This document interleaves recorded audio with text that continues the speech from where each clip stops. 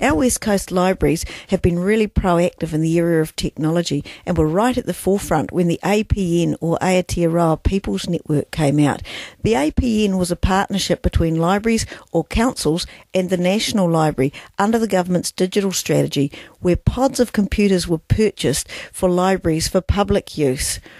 Our main libraries in Bulla, Grey and Westland have all got these computers. What we've also done is supported the National Library's Kete project and developed our own West Coast Kete. And we've run workshops. This one is an example where we've invited the community in and tried to encourage them to upload their stories about their families or community events onto the Kete website. And here you see one of those workshops with people busily loading their photos and their documents up onto the Kete site. I think the idea of Kete is an outstanding one and needs to be set up right throughout New Zealand. It's a bit like Trade Me, but without the selling, where anyone can upload their material. Where Kete is different from most websites, though, is that it's backed up by the National Library Service, so that the material that's uploaded there is retained nationally. Under the APN, each of our libraries also got scanners, and here you see Eric teaching one of the members of our community how to scan his photos. We also found that lots of people in the community had slides and they didn't know how to digitise those. So we bought 3 slide scanners and donated those to each of our libraries, and then we ran some workshops to show people how to use the scanners and to promote the fact that they were freely available in the library for people to come in and use. We also took the promotion of the Kete site out into some of the rural communities, places like Haast and Harry, and encouraged people to put their stories on the site.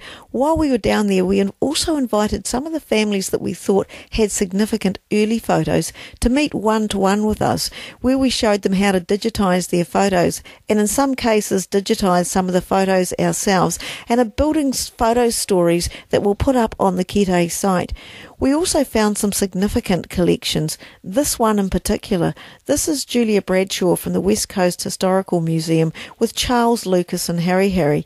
Charles had a collection of over 700 glass plate negatives, and what we did was work with the museum that had a desire to have a representative collection of their district photos.